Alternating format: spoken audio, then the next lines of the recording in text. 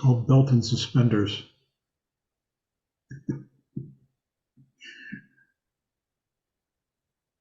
Let's all bow in.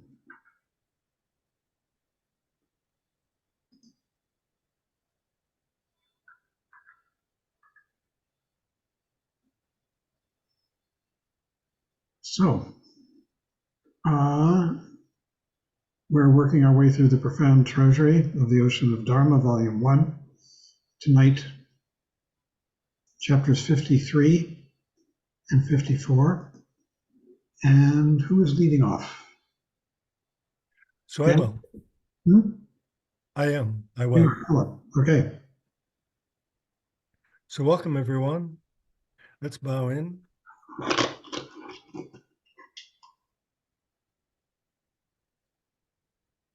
Tonight we'll start with chapter 53, The Power of Flickering Thoughts. This chapter begins the section concerning the second noble truth, the origin of suffering. This section has 3 chapters. I'll review the first of these. It's pretty short and straightforward. Dan will review the second, and the third chapter will be considered next week. So let's begin with an image. Somewhere deep in the Peruvian Amazon, perched on a blade of grass, overhanging a deep, still pool, a blue morpho butterfly flutters its wings. Days later, a terrible storm ravages half of Europe. This is how the world works. Chogyam Trungpa opens chapter 53 by saying that suffering comes from absent-mindedness. It comes from stupidity or ignorance. By absent-mindedness, he means not being aware. This brings a sense of lost and split. That kind of basic confusion naturally brings pain. We cannot blame others for this. The original problem began because we lost our awareness. He says the basic quality of suffering is that we cannot behave in a proper manner. It's as if we cannot fit properly in the world. The first glimpse of suffering is a sense of clumsiness, an ape-like instinct. From that comes the notion of irritation, then a feeling of being attacked by the world, an ongoing bewilderment or grudge against the world. Basically, any movement we make by not being aware creates suffering and pain. Losing track, losing context, losing a reference point of openness, all these bring suffering and pain. He goes on to say the practice of meditation is not designed to develop pleasure, but to understand the truth of suffering. And in order to understand the truth of suffering, one also has to understand the truth of awareness. When true awareness takes place, suffering does not exist. So the question we need to start asking here is, what is true awareness exactly? What is he really talking about here? In the middle of page 398, Chogyam Trungpa says, the basic cause of pain is ego. He says, the second noble truth is about the origin of suffering, how suffering and dissatisfaction arise. Suffering begins with very simple and ordinary flickers of thought, which derive from basic bewilderment. This is where the answer lies. This is what this chapter is all about. He talks about the bewilderment first, a dull stupefaction that precedes our every intention. He describes an uncertainty or bewilderment that occurs every fraction of a second in our state of being. It goes on all the time. It results in our spinning in circles. He talks about our fundamental ape instinct and the blind leading the blind, sniffing around in a stupefied state, not knowing that the consequences of our actions will be painful. In this way, we are drawn toward pain rather than pleasure. All of this is due to a lack of awareness, a state of utter uncertainty, in the sense of a generally dull and stupefied state of mind. This tendency towards pain comes from ignorance, an attraction toward what is familiar, and a fear of what's not. It's the tendency to choose to stay in our own cocoon, to doze in our bed, to swim around in our own dirt. He talks about finding passion and lust within our own stupidity. The concept of basic goodness has not begun to occur to us yet. Then he switches to Buddhist terms to become more specific. He says this natural instinctive yearning toward pain is known as Kunjung in Tibetan. Kunjung is the origin of all the kleshas, the emotions, passion, aggression, ignorance, pride, jealousy. Kunjung gives birth to the 12 nidanas. Those are the links in the chain of causation. And the 5 skandhas. Those are the aggregates that make up a person's existence, the 5 physical and mental factors that take part in the rise of the craving and the clinging of ego. Kunjung is also associated with the 2 obscurations, habitual tendencies and negative emotions, which hide our basic Buddha nature, our very potential to become enlightened. Judy Leaf defines Kunjung in the glossary. Kunjung, origin of suffering. Kunjung is based both on kleshas, or conflicting emotions, and karma, the habitual entanglement of cause and effect.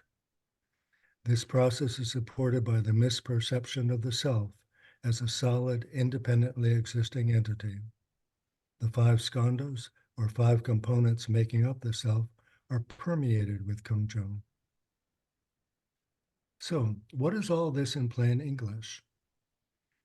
It is the craving of ego. Consider the scope of this. Kleshas, skandhas, nidanas, obscurations. It's the root of the problem. It's the main body of the problem. It's the endless perpetuation of the problem. And it also forms the obstacles that block any solution to the problem. Kunjung. Chogyam Trungpa is being very precise here. He's identifying this single perverse aspect of ourselves, which draws us toward our own destruction. Ego, the craving of ego, our willful blindness, our stupidity and ignorance. And we freely choose this. Nobody is holding a gun to our head.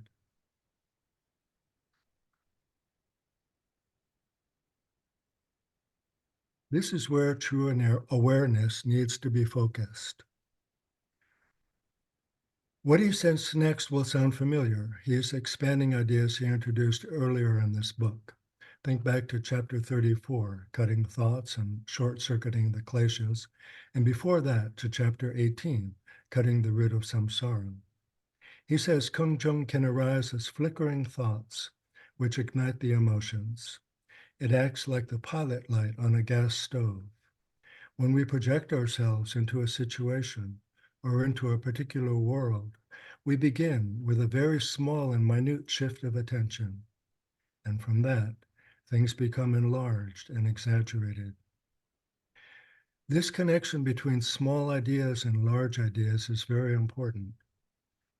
The first little hint of dislike or attraction for somebody eventually escalates and brings on a much more immense scale of emotional drama or psychodrama. Such minute shifts of attention are what create the emotions of aggression, passion, ignorance, and all the rest. Although these emotions are seemingly very heavy-handed, large-scale, and crude, they all have their origin in the subtle twists that take place in our mind constantly. You already know this, right? This is chaos theory. A butterfly flaps its wings in a jungle, and consequently, a storm ravages a continent half a world away. Chogyam Trungpa says, it is possible for people who have been practicing meditation and studying the teachings to learn to see this pattern. Being able to relate with the subtleties of mental shifts is connected with the Hinayana principle of paying attention to every activity that we do. There is no such thing as sudden psychodrama without any cause and effect. Every psychodrama that takes place in our mind or in our actions has its origin in little flickering thoughts and little flickerings of attention. He's teaching the same strategy he's presented before, addressing things while they're still very small, while things are still workable. And for that, we need awareness, true awareness. Tokul Urken used to warn, you can burn down an entire mountain with a single match. Chogyam Trungpa is enjoining us here to constantly pay attention to the match. True awareness, awareness of the incessant, insidious craving of ego, the hardest habit to break. I want to end tonight with this verse from Shantideva, who sums up the problems with ego more beautifully than I could ever hope to. So this is from the Bodhicharya Tavara, and it's chapter 8, verse 129. And he writes this: all the joy the world contains has come through wishing happiness for others. All the misery the world contains has come through wanting pleasure for myself.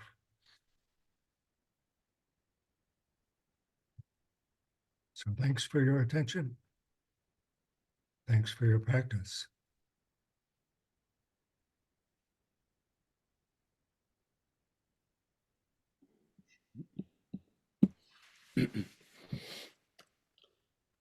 Thank you, Philip, that introduction. And then in chapter 54, Trungpa Rinpoche goes on to tell us that there are 7 ego-oriented patterns that lead to suffering. Okay, and the key word there to me is ego-oriented. You know, these patterns that we have developed, that we have set, that are in the service of the ego.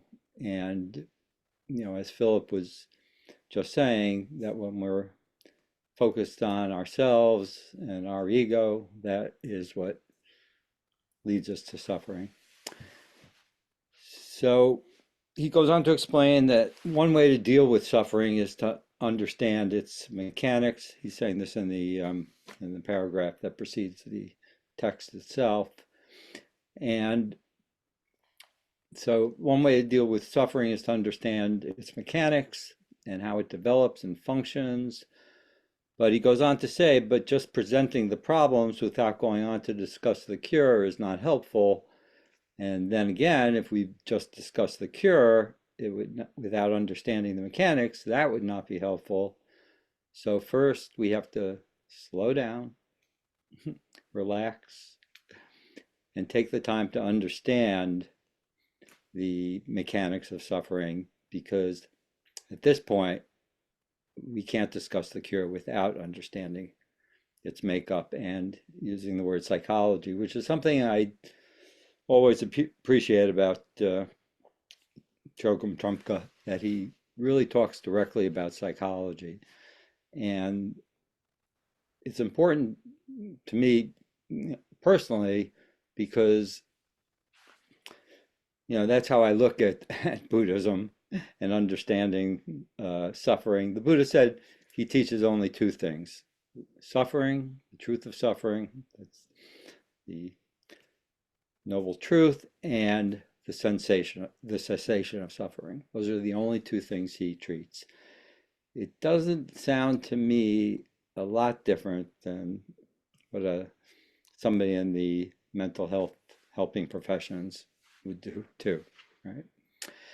So, and I always appreciate that, Tim, because he brings it very much into our daily lives. And as does Shantideva, Philip was just talking about, if these books were published today, we were joking around and saying they'd be in the self-help section, but maybe more accurately would be in the no self-help section.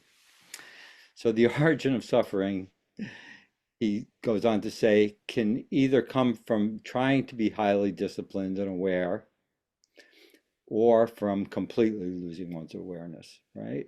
If you are not mindful and aware, not practicing what we're practicing, what we're practicing, suffering arises because we're not aware. We're not aware of our, attachment to everything, but not accepting the impermanence and constant changing nature of things. And we would like things to last. And then when we get disappointed because of our attachment to these things, that's where suffering comes from. So if we're not aware of this, suffering arises.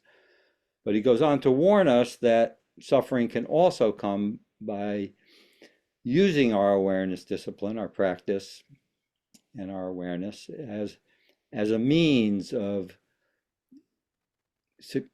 feeling more secure in the world and he says securing yourself, but just that feeling of being more secure in the world and being more in control and not feeling out of control by developing these set patterns. And to me, it sounds like he's warning us to be vigilant that we're not just using practice and awareness and mindfulness as a way of really just developing these fixed ways of being in the world, these set patterns.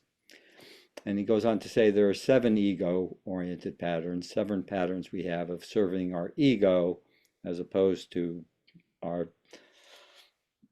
clear seeing awareness.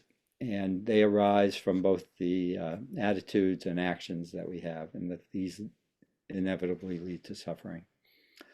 The first of these is regarding the 5 skandhas as belonging to oneself.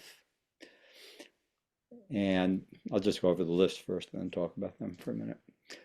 The second is protecting oneself from impermanence, not accepting the impermanent nature of things. Believing that one's view is the best is the third. Believing in the extremes of nihilism and eternalism, fourth. The fifth is passion and aggression and ignorance. Those are sometimes referred to as the 3 poisons, the 3 defilements. Passion, aggression, and ignorance. Some people call it greed, desire, and aversion. But no matter what we call it, it's there are 3 kind of kleshas that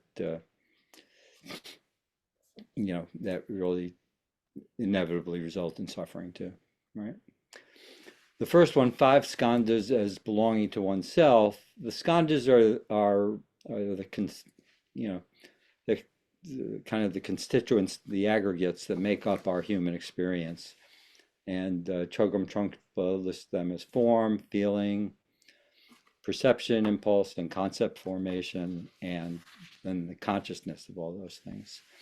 The form is, it refers to the physical aspect of experience. He's not writing this in the text, I'm just fleshing this out a little. The feeling, these are the sensations, our sense perceptions, and which can be categorized as either positive, negative, or neutral. And it's how we respond to these experiences through our senses that are either positive, negative, or neutral. And perception, which is about recognizing the way we categorize what we sense. For instance, if we see an apple, we categorize that as a fruit or as an apple. The mental formations, and these are our thoughts, emotions, habits, and decisions. It's basically the mental activities that we process. And then the fifth of the aggregates is the consciousness, and these refer to the our awareness, our consciousness of the previous four aggregates. So there's form consciousness, feeling consciousness, perception consciousness, and the consciousness of mental formations. But the problem he comes in is, as he's pointing out, is that we regard these constituents of human experience, our experience, as belonging to ourselves, as possessing them, rather than as just the constituents that that make us up. You know, the idea of ownership or possessing them.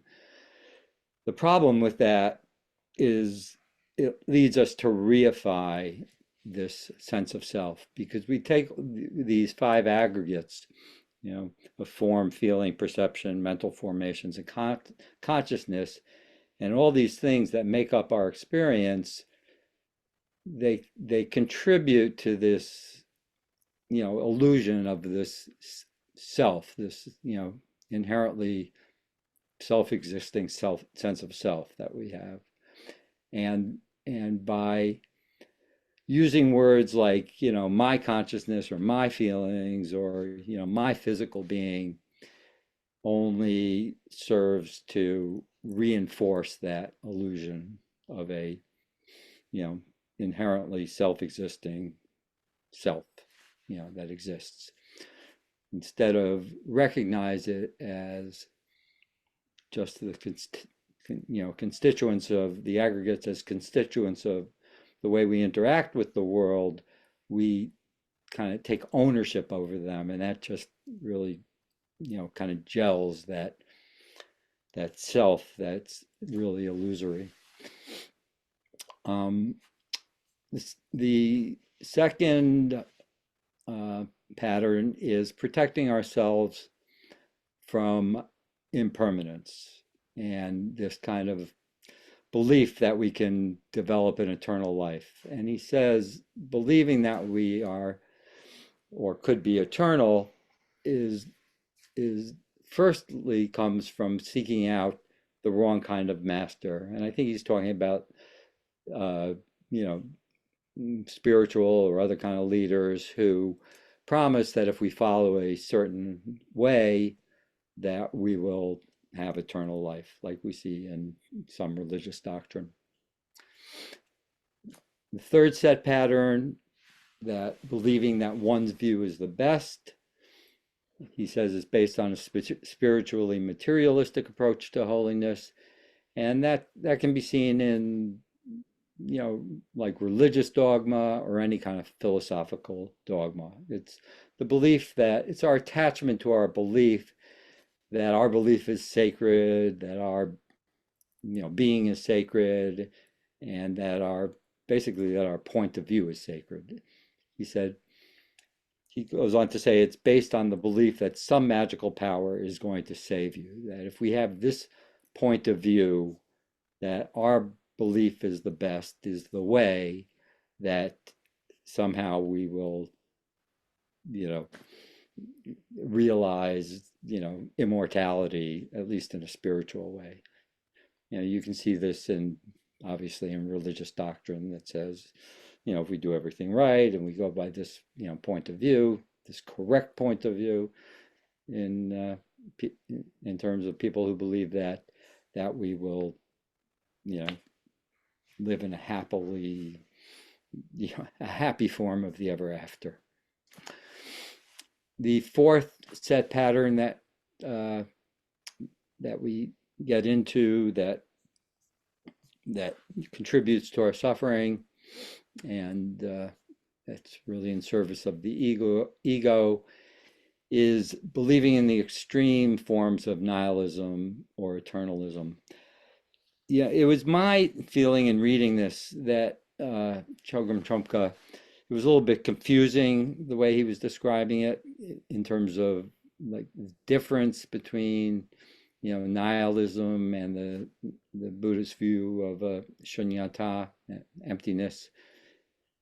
but what it basically boils down to is that in terms of nihilism, the extreme form of nihilism is, while it can look like shunyata, or the belief in emptiness, which is that that everything is, empty of, intrinsic meaning, and everything is, it's empty of, our stories, our fixed way of looking at things, and that, you know, things are just empty of the things that we do in terms of our ego.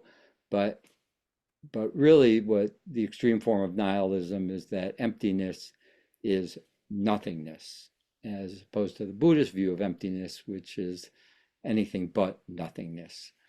In the extreme form of nihilism, everything is regarding, there's nothing after, that nothing really matters, because, nothing really exists in and of itself, and that there's nothing, you know, for instance, that there's no, after we die, there's just nothing. And, the philosophy of nihilism is that, that things are basically meaningless, and it's very, very different than the view of emptiness, but it can often look like it and be confused for it. And the extreme form of eternalism is that, you think that everything is everlasting and secure, and that, if we just do everything right, that we will, everything will be, fine forever. But this is a mistake in the Buddhist view, because everything is constantly changing, and, any eternal, nothing lasts, and nothing is eternal. And also in eternalism, he says, instead of just, accepting things that as they are, he says, instead of just thinking everything is just going to be okay, we feel we have to make a connection with things that are happening around us in eternalism, in the view of eternalism. And that's really a separation between us and the, things that are happening around us, and, nature, other beings, everything. And that separation is a, a duality, which we try to address in Buddhism. That purely enjoying something, appreciating it, and saying nothing is a problem doesn't help, because we have to really just, we have to look at things in detail and make them more personal. And, he uses the example that we have to eat the right kind of food, we have to do the right kind of exercise, we have to wear the right kind of clothes. And if we just have this extreme form of eternalism, that everything's just going to be okay, no matter what happens, then we're not addressing the personal things that we have to do to really be at one with the things that are happening around us and feel okay, and, be in touch with our basic okayness, our Buddha nature. He says we have to, we have to get into the right kind of yin and yang rhythm. We have to be in the, just in the flow of the, the universe, or, just, phenomena. We just have to be flow, and, in with the flow, like Taoism. And that we have to conform to that there are no, there are laws that, govern life in our universe, and we can't be in opposition with them. But we also, have this idea that we have to connect with them some way, in an external way, as opposed to just, feeling part of the whole, flow of the universe, or the, the laws, the natural laws that govern the, just everything around us, the universe, whatever you want to call it. And he says, when we begin to believe in one of these two extremes, either extreme nihilism or extreme eternalism, we have the feeling that everything is okay and that we don't need to sit and practice, as one example, you know. But he goes on to say that that's not true because, you know, it's not that meditation comes to us, which is what he says. He says we have the belief that we don't have to practice because meditation will just come to us.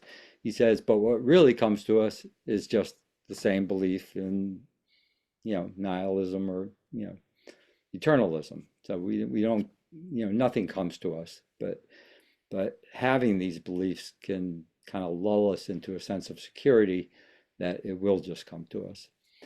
And, you know, it's, you know, he's saying that we have this idea that, you know, if we're, while engaging in one of these two forms, that we are somehow transcending the origin of suffering, but, you know, that's a, you know, it's a way we're deluding ourselves.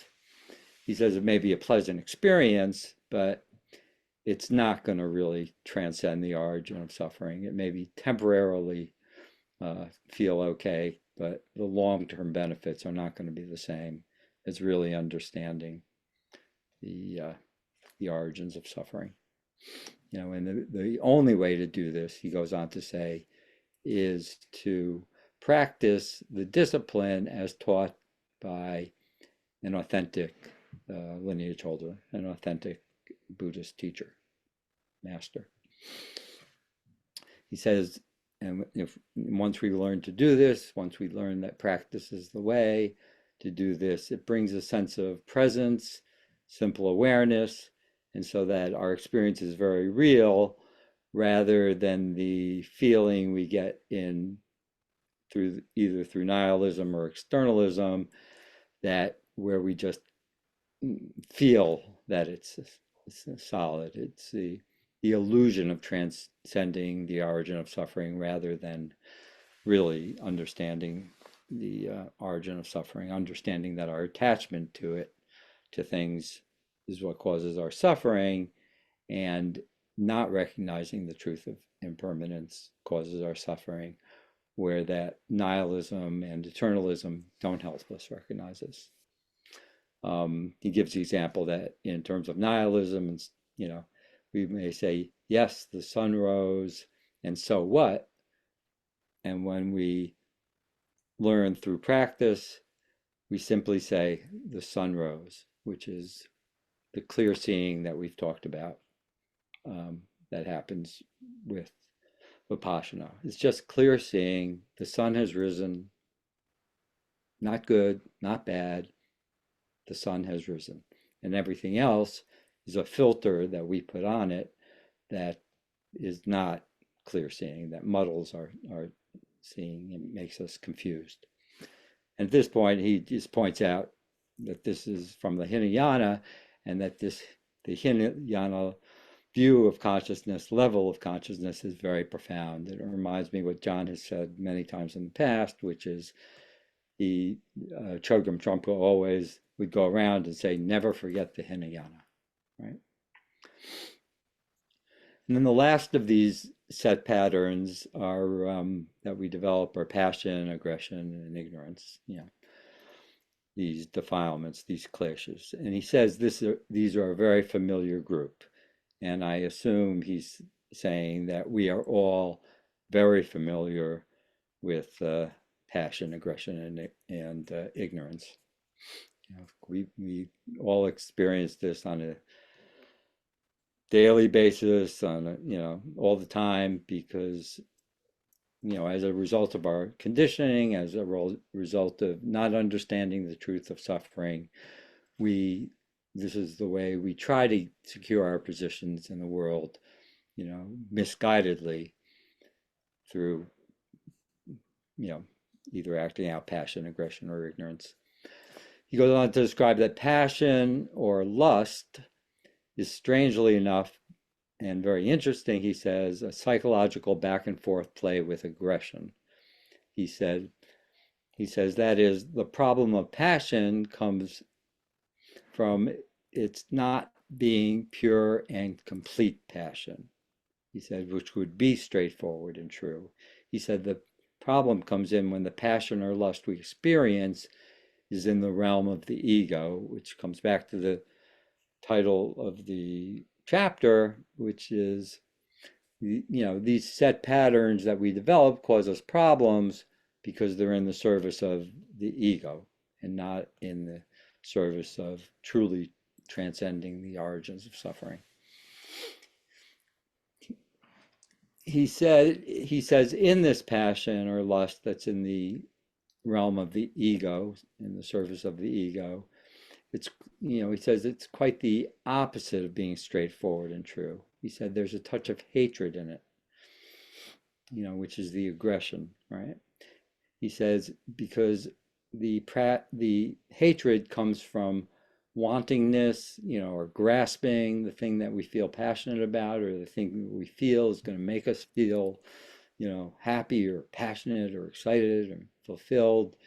And so it brings a sense of grasping, possessiveness, and we feel that we don't have something, so we try to grab at it, we try to hold on to it.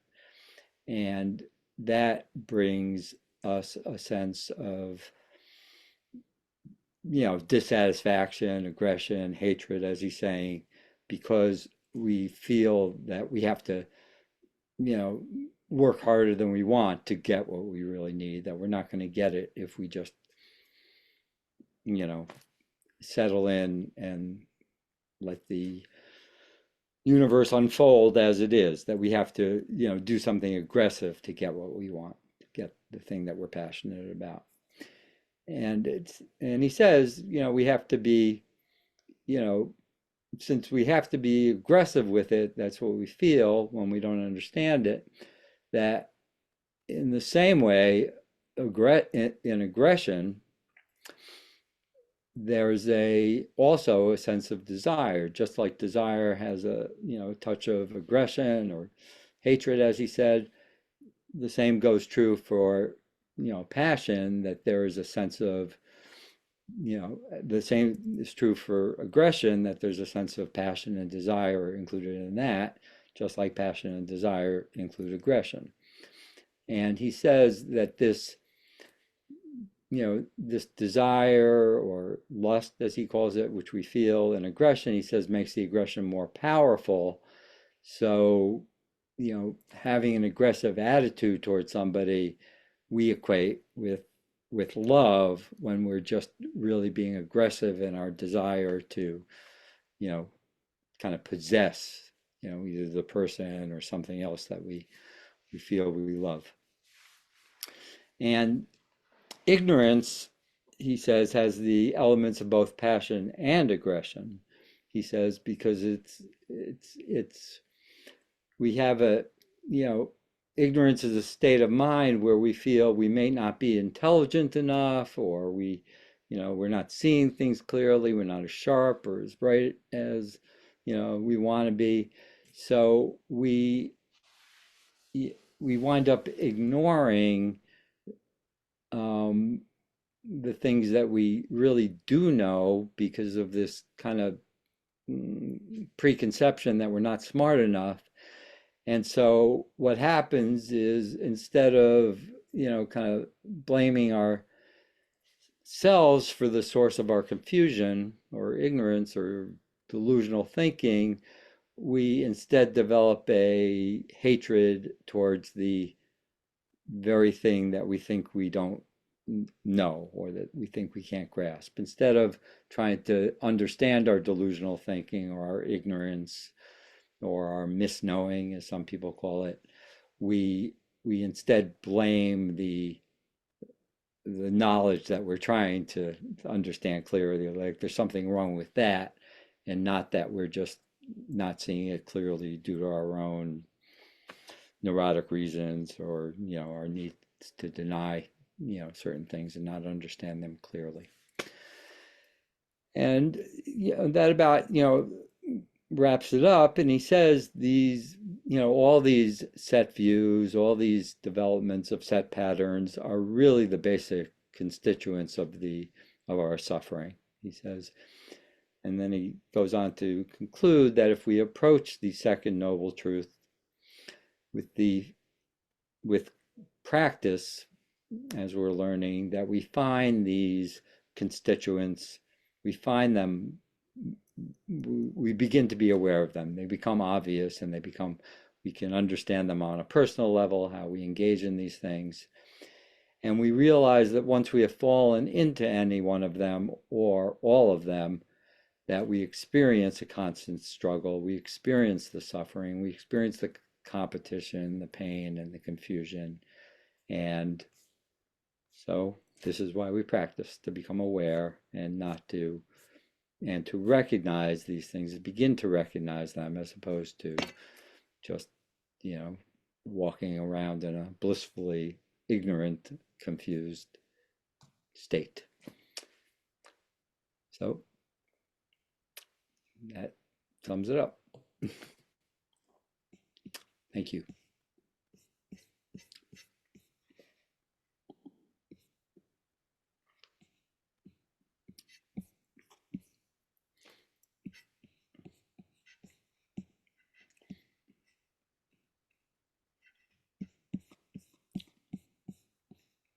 John, you have anything to add or to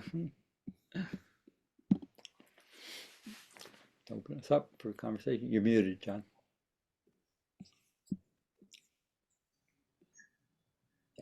I said we could have a discussion. I think we're not being asked to solve a problem, cure an illness. Rather, we're being asked to wake up and be aware of what is going on. And what is going on, among other things, are these 7 issues, these 7 ego-oriented patterns that lead to suffering. We're not being asked to get rid of them. We're being asked to become aware of them and to see them. Because when we do that, then we are not caught in them. But when we don't even realize that we're doing it, then we are asleep at the wheel. We're living them out, these 7 patterns. So simply studying this teaching and becoming aware of the way in which we take the 5 skandhas to be a self. And I recommend that you go and read the chapter in Cutting Through Spiritual Materialism on the development of ego, which clearly sets forth the 5 skandhas and how they work. And again, it's not a matter of curing or solving a problem, changing things. It's a matter of just becoming aware, because usually we're not.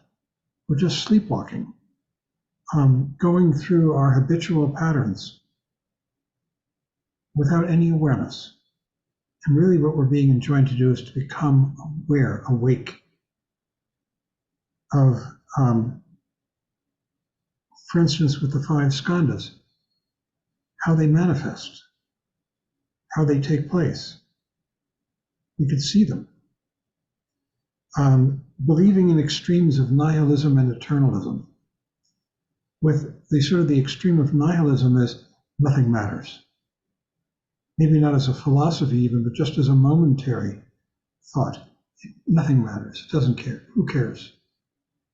Eternalism, in its most fully developed form, is belief in a supreme power, an eternal, unchanging, undying reality, like God, heaven, whatever you want to call it, Brahma. And Buddhism says both of these are just ways of distracting ourselves, of maintaining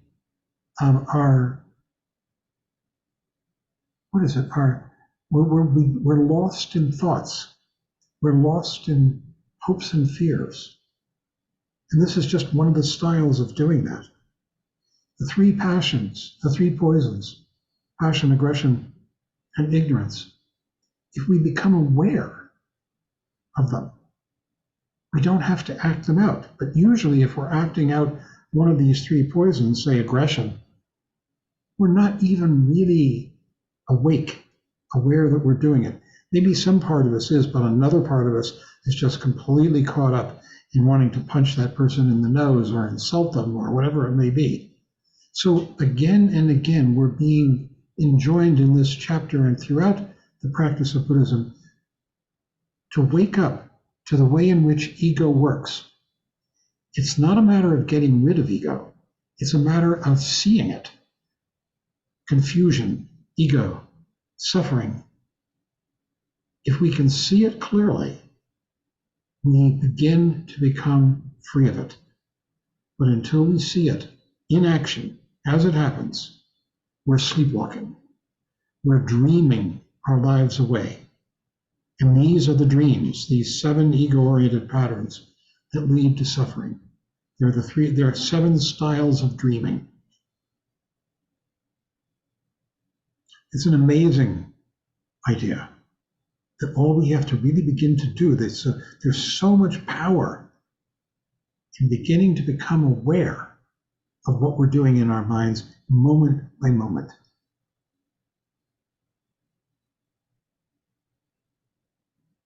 Seeing a passion, aggression, and hatred in action, and just seeing it. Seeing how ego works. And really, that we can have a whole discussion on the 5 skandhas. They're a terrific description of how we get lost in the dream. It's how the dream starts with a very, very simple, fundamental action and then expands, proliferates, complicates, develops into a very, very complex dream. So believing one's view is best. That's a good one. Arrogance. All of these. So that's my contribution, and it's a terrific chapter, I think. Thank you, Dan.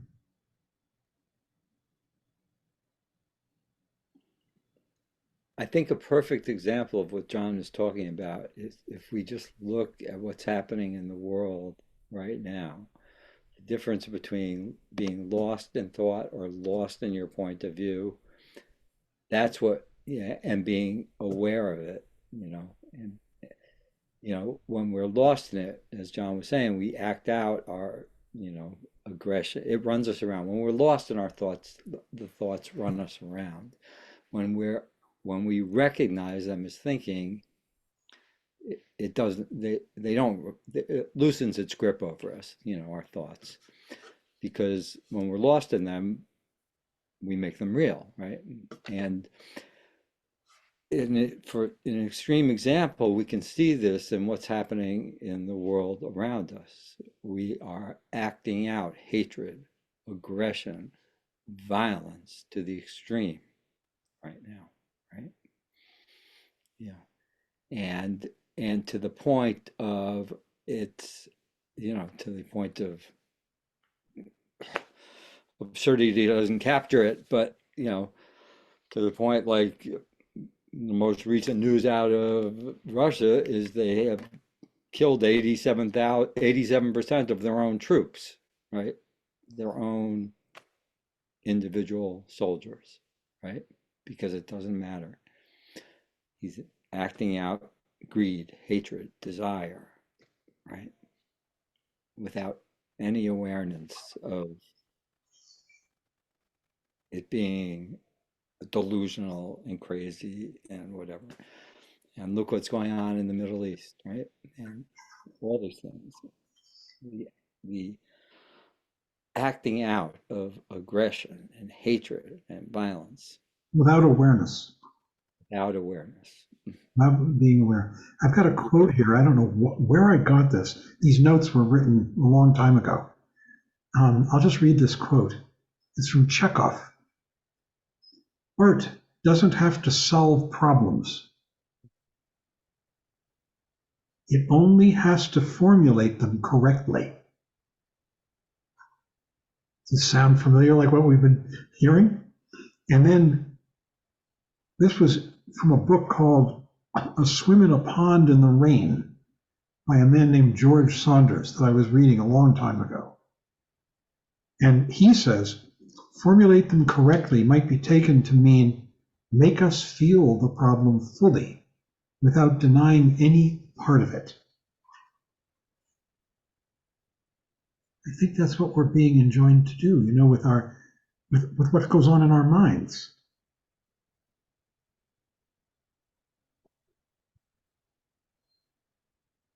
Just to see it. Then we have a choice. Until we do that, we're acting impulsively, habitually, familiarly. It's just a call to wake up, to be awake, aware of ourselves. Isn't that wonderful? It's so kind, gentle, without cruelty to ourselves.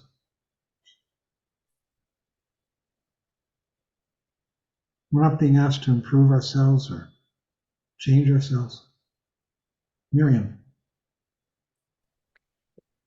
Yes, I thought it was pretty illuminating, both chapters.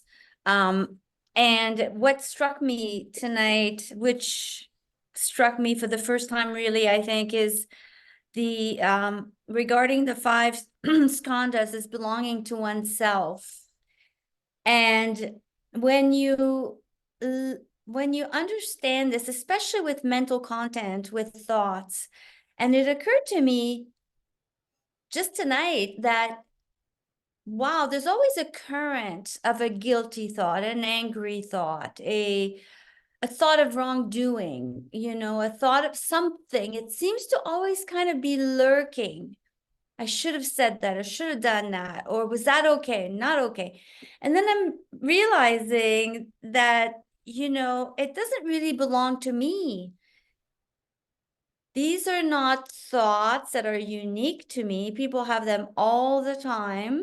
They're common to our species, let's say, and they don't belong to me. They're just, they're there. I can see them.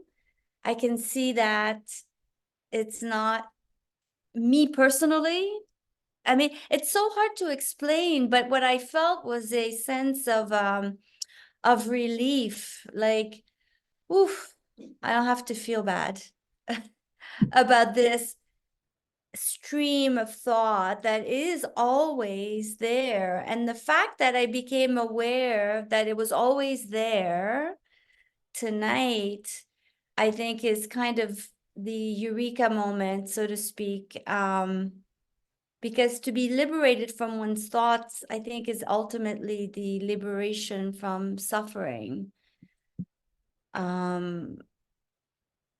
Because all the other skandhas really lead to thought. And anyway, I just, so thank you for this. And yeah, it was good. It's really good to read this over. Philip. Yeah, I would respond with a couple of things, Miriam. It occurred to me a while back that the rush of thoughts that we're constantly exposed to, and which, as you point out, we identify as our own and consequently very important, are fundamentally no different than the noise of the traffic on a freeway. It's always there, it's huge, it's always changing, and it basically has no meaning. It's part of the universe. So that's one thing. The second thing, when you were talking, it made me think of one of the, so there are these, I think there are 84 Mahasiddhis. These, Talopa is one of them, these early amazing guys. And when they became realized, they just broke into spontaneous song. They're called dohas. And one of the cities has this beautiful song, and I'll quote a couple of lines from it. And here he's using mind to talk about thought, being enslaved to mind, a victim of your own mind because of all of thought. So he says, or he asks, look, by looking at your mind, look, what is the mountain of the mind? that is the root of everything? What is the mountain of the mind that is the root of everything? And then he says, if one becomes free from the mind, because it is not seen when looking, there's nothing to it, basically. If one becomes free from the mind because it is not seen when looking, liberation is certain. And that's what you're describing. That's the same thing. These thoughts that we have, they're just the noise of traffic. But we get caught up in them. We sure do. My thoughts, whoever felt worse than this, right?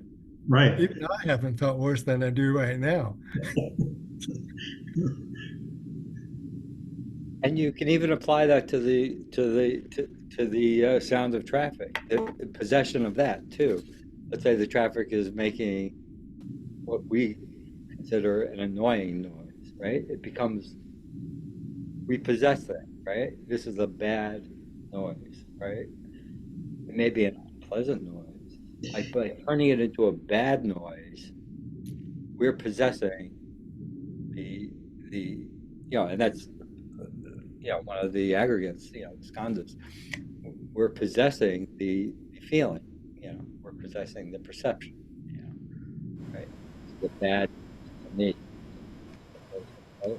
We're taking it personally in the service of the ego, reify the ego. We're not aware of the fact that we're labeling it bad, as opposed to that's positive, negative, or neutral, right? It's more objective. The badness comes in with our possessing the sense perception, right, and making a judgment about the sense perception, and in effect acting like it's being done to us personally. Exactly. And the point is that we are creating that whole house of cards. If we just leave it alone, it would just fade into the background and we wouldn't even hear that noise. But we bring it into our forefront, I'm trying to study and I can't because of the sound of that truck, And this happens on every level all over the place. This is what's going on in Europe. You get down to the foundation, there is no foundation. It's just a house of cards. And everybody's slapping things on to make it more real. Reify is a great word. I didn't even know that word until about a year ago. Yes, and this happened. Isn't this awful? And yes, and so we'll do this. And yes, these guys were killed. And yes, so we'll do. And it's just like a house of cards, It won't stand up until there are more and more and more cards. But ultimately, it is just a house of cards, and just poof, and the whole thing comes down. There's nothing. It has no legs. Judith has her hand up.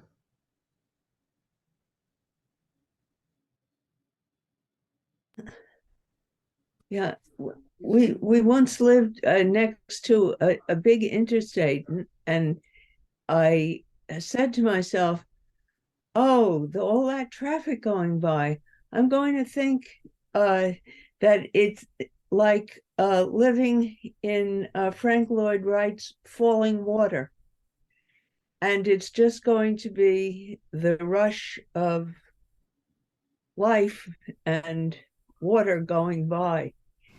And finally, we had to move because it really was traffic. And I concluded that it was very annoying.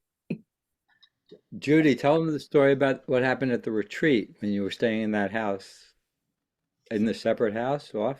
You told me. Oh yeah. It's kind of the opposite of what you're just saying. Do you remember it? Yes. I stayed in this little house that was near a waterfall, and I kept thinking the opposite, that it was traffic going by. And finally, it was light enough in the morning when I left that I saw that it really was water flowing by. So it was exactly the opposite. But the news is so good that we're not being enjoined to improve ourselves. We're just being enjoined at any moment to see what's going on in our minds and how we're reacting, whatever it may be, neurotic, sane, wise, dumb. It doesn't matter. It's tremendous good news, which, by the way, is one of the epithets for the Dharma. Good news. That's what they say. The teachings are. But I mean, we're just being invited to see it. And we make enormous progress by doing that. Because usually we're just acting out our habitual patterns of aggression, passion, and stupidity, of egotism. And it's not a matter of blame. It's a matter of becoming free. Then it's completely up to us, each one of us. No judgment.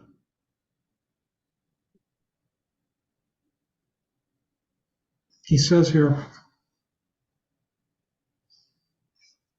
generally, if you're not mindful and aware, suffering begins to arise. Whereas, if you are mindful and aware, suffering does not arise.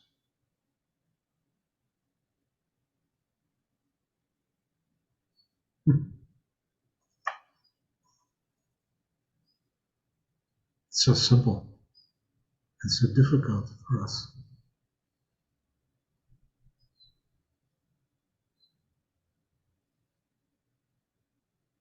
There's so many people here who haven't spoken. Shini, I'm going to put you on the spot. Okay. Yeah, well, and what you were saying, John, just being aware of our patterns and what's going on and not making a judgment or correcting something, isn't that also the best method for our suffering? Because at least I'm aware of how, like, maybe because I'm used to doing like things like prostrations or mantras, now I feel like practicing must be doing something. But that's actually, well, teachers like Dzongsa Rinpoche said, that's because we're not, we can't believe that the only way or the best way to solve things is to just be aware and actually not do anything, so we do something. Or the teachings give us some method to do because we're just programmed that way. Sorry about my cat.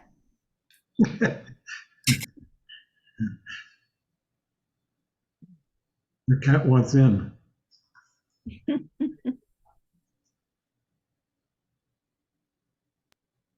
So sometimes mantras are referred to as mind protectors. And Lodra pointed out once that what that probably meant was that when you have the mantra running in your mind, it's harder for you to have discursive thoughts. Yeah, I do find that helpful. Like if I'm on a subway on a commute, then if I don't do something else, probably my mind just gonna ramble about like anxiety, my job, etc. But yeah, So at least for me, someone that just started on the path. So you can see, I think, how you're on the path to getting to the point of not thinking at all. And the mantras are helping you get there. So I would suggest that you can feel absolutely confident that you'll get to the point where you don't have to do anything in your practice except just be. Yeah. I hope to get there in my lifetime. I doubt it'll happen. But I remain confident that it could, if I could live long enough. Yeah, the seduction of practice is, gosh, if I do this enough times, then I'll get somewhere. You know, if I do it right, then I'll get somewhere. I'll get something out of it.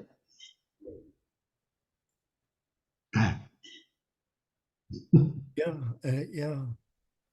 So basically, what I believe what we're being taught here is simply to get out of our own way. We're To have enough awareness to realize that we're blocking our own way, and then to step aside. I think it's even easier All we have to do is see what's going on here. Just come back.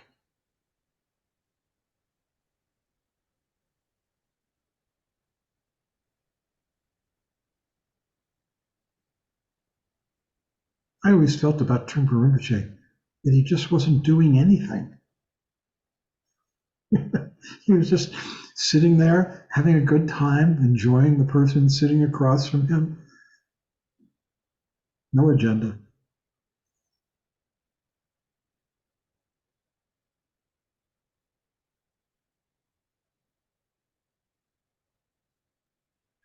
I heard this wonderful story about Tokul Ergin toward the end of his life, where one of his students, who lived there in Nepal for years and years and years, in order to be close to him, and was always asking him questions, came to ask him a question one day, and Tokul Ergin looked at him and said, "Can't you just let an old man be?" For those of you who don't know, Tulku Ujin was a great teacher who has passed.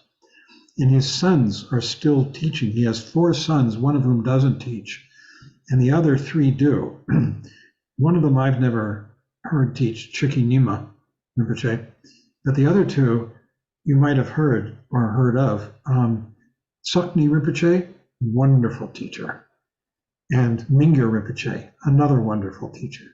And they both have books. And they both are very active as teachers and following in their father's footsteps.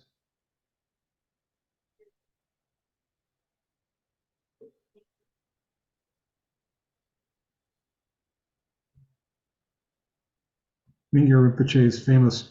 He did a walkabout for several years in India. He just picked up one day and left and started walking without anything, begging for food, and got very sick, but he survived. There's a film about that. There is a film? Yeah, Wandering but Not Lost. And I have that, and we can schedule a time to show it. I have permission to share it. Oh, you have it? Yeah. Oh, that'd be terrific. So if we can decide a time that most people can do it, we can view it together. It's good. Next time, Dan, you and I are scheduled to teach. Let's just show this film. Okay. That's a That good would be idea. cool. How long is the film? You know? Hour and a half, maybe. Yeah. We could do that instead of class. Yeah. Have some snacks. Popcorn. Oh, popcorn? Popcorn and raisinets. Yeah, it's a terrific film. Well, let's do it. Okay, we'll send out some kind of email or something to see what the best time is, or we can do it at a class time. Yeah, whatever. I mean, this chapter that Dan just did, it begins with this line. I think it begins with it. It's on my page. There is no other cure for suffering at this point except to understand its makeup and psychology. That's it. To see it. And when we see it, we can understand it.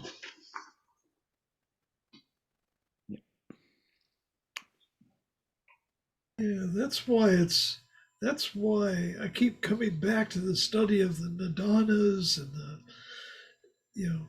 that whole schema. Yeah. It's important to go over that and get a better understanding of it, because then you start to recognize these things as they're happening in your experience. In the previous chapter, at one point he said that, I forget where this is, somewhere around page 398, the practice of meditation is not designed to develop pleasure, but to understand the truth of suffering. And in order to understand the truth of suffering, one also has to understand the truth of awareness. When true awareness takes place, suffering does not exist. So The practice of meditation isn't designed to develop pleasure, but to understand the truth of suffering. And when we do, suffering does not exist.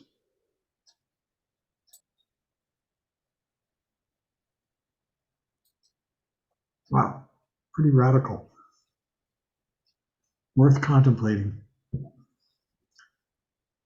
So when we sit and meditate, we're not trying to achieve, and I'm after all these years, I'm still saying this to myself, some ideal state, but simply to see what's going on and let it, if there's some kind of struggle, let it go and just come back to the natural awareness that's here. If we're trying to get somewhere, that's the path to suffering.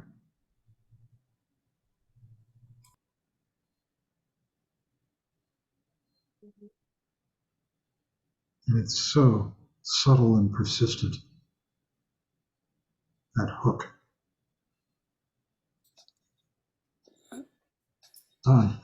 I really like the section about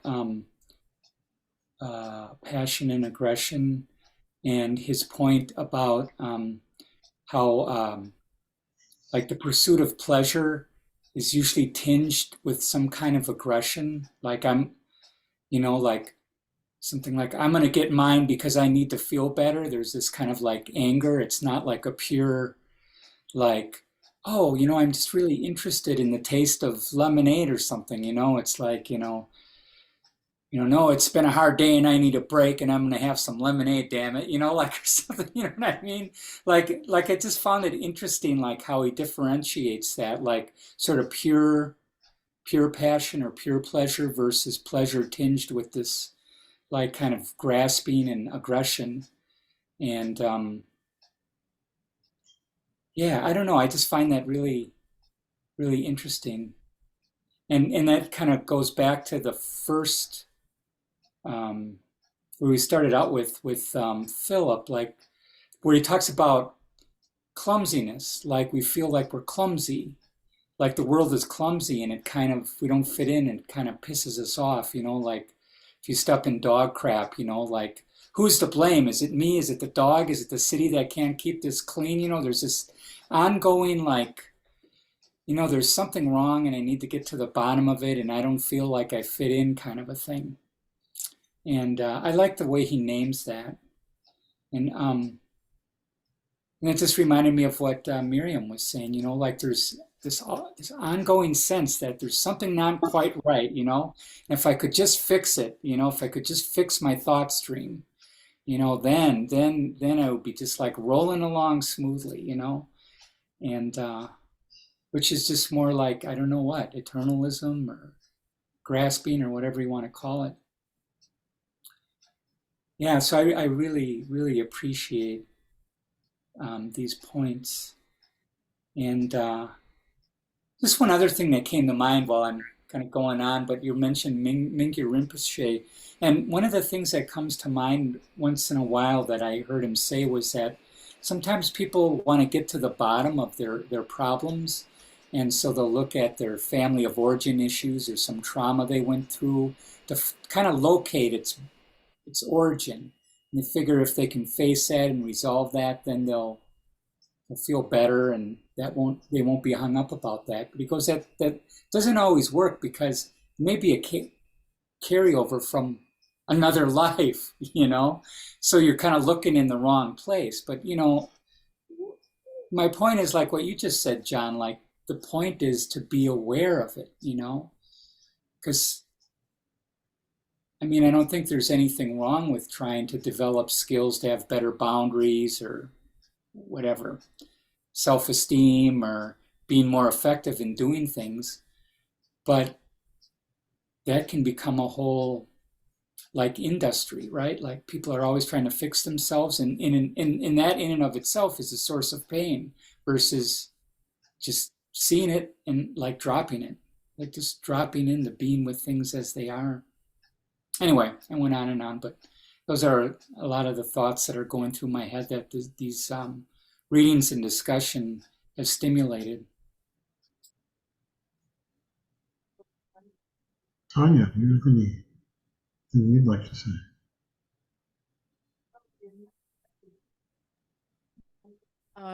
Over the past week, I had an experience where one of my family members got sick, and they're okay and everything's fine.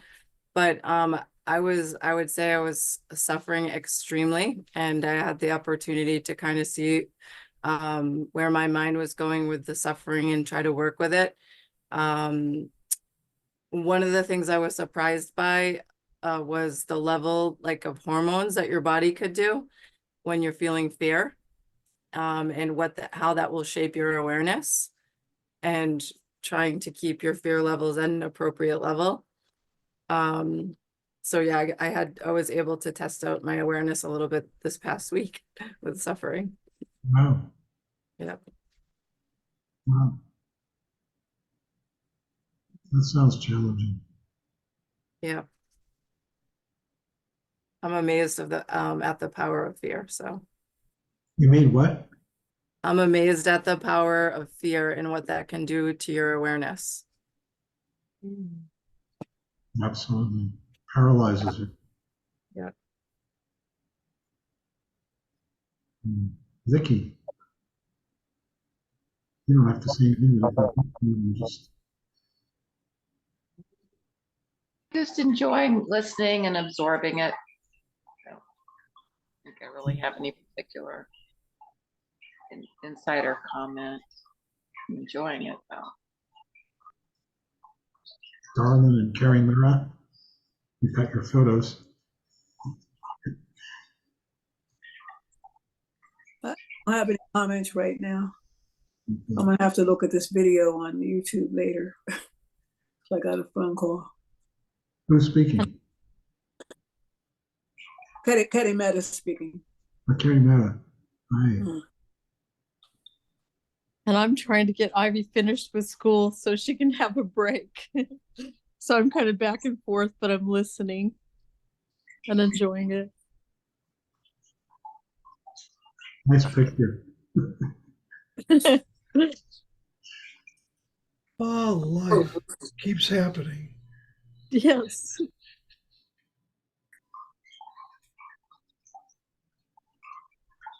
You still have your hand up, Judith. Do you have any more to say? No. Okay. And down. What an irony. Awareness is just, simple awareness is just the key for all of us. And if we're trying to fix something, we're lost in suffering.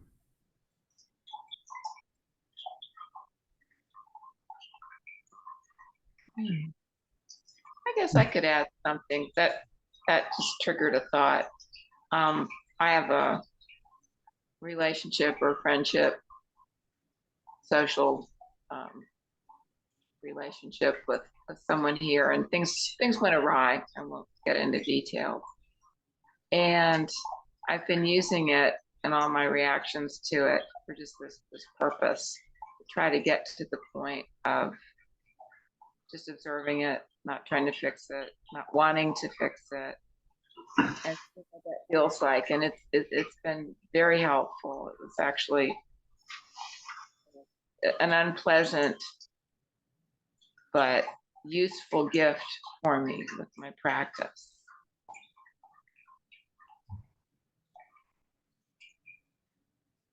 Thank you. No. Oops. Judith again. Carrie Mira. Good night, Carrie Mira.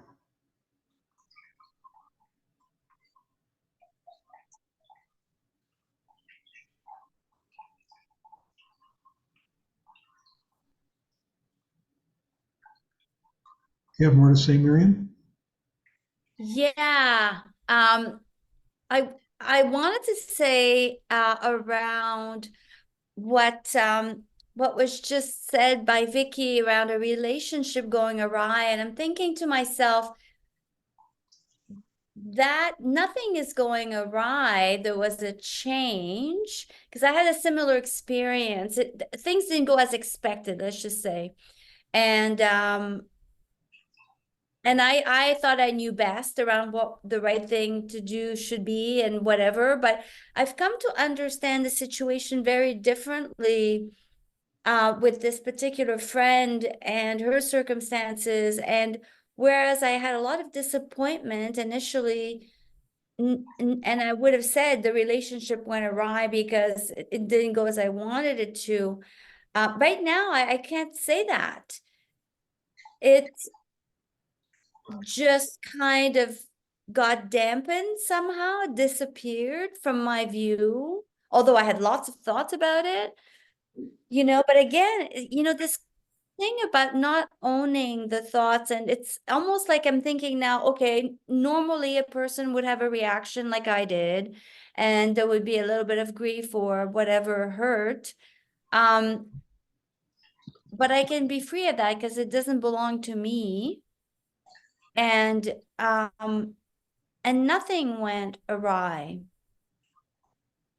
It wasn't the way I wanted it to go, maybe, but you know what I mean? So it's a way of looking at situations that happen and unfold in our lives, and to truly just stay in awareness rather than a reaction or a judgment. It's easier said than done, and sometimes the distance really helps in gaining that broader perspective, because we never understand all the angles to a situation, not even where we come from. So earlier someone was talking about going back into your early history, maybe to understand your patterns.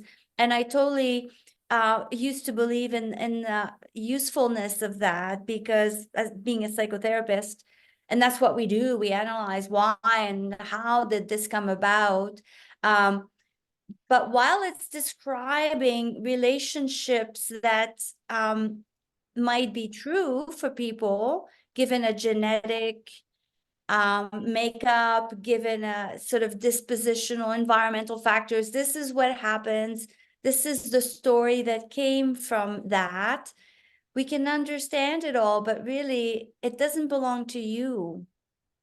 So it's another story. And if you could really get that all of those reactions and feelings that you've experienced are just normal offshoots of a various set of factors, internal, external factors unfolding over time. This is kind of what's unfolded for you, or at least within your sense of awareness, but that was an experience. It's one skanda. It's not you. So I keep coming back to that because for me, it's just it's such a revelation that there is truly nothing personal in it. And I think the awareness, just pure awareness, not the content. It's so important to make that distinction. You're right in line with Trungpa Rinpoche. He felt that it was a great mistake to try and solve our problems by figuring out our history. As though we could tell ourselves a story about the past and cure the present. And that really what it amounted to is that what he's been saying here tonight, be aware in the moment, now, of what's going on. Judith, did you have your hand up, or was that just an artifact? Okay. Well, maybe we should say the closing chants. Wonderful discussion. Thank you all. Amazing. I've been reading this stuff for 50 years. I feel like I've never seen it before. It's just a constant new teaching. Whatever arises as French, the essence of realization, John. Or else I'm really dumb. One of the two. Take it. Don't forget about those movies, that movie, Dan. And Oh yeah, the movie night. Yeah. All right, John, we'll talk about it because Okay, we'll talk about it. Great. You've got the disc, is that right, Don? no, I have it on digital. Oh, you do. Okay. All right, I'm going to put the chants up, and Don, you're going to lead us, right? Yep. Mute everybody, I think. Hold on a sec.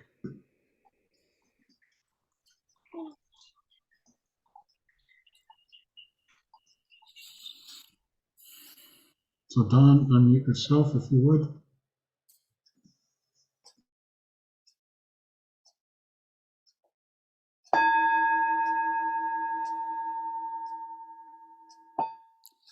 By the blessings of enlightened and compassionate ones, by the power of my positive actions of 3 times and my prayers of pure aspiration, may wars, conflicts, epidemics, and all other maladies dissolve in this world, and may the earth and all who live on this earth enjoy the abundance of well-being. May all learn to live lovingly with each other. By this merit, may all obtain omniscience. May it defeat the enemy wrongdoing from the stormy waves of birth, old age, sickness, and death. From the ocean of samsara, may I free all beings. By the confidence of the golden sun of the great East, may the lotus garden of the Rigdon's wisdom bloom. May the dark ignorance of sentient beings be dispelled. May all beings enjoy profound, brilliant glory.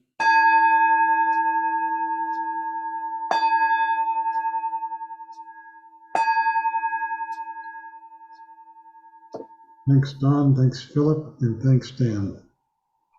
Thank you. Thank you all. Thank Nice you. everyone. thank you. Good night. Dan, Philip, Thank you all. and Don. Wonderful, wonderful session. Thank you. Was. Thank Have a good night. See you tomorrow.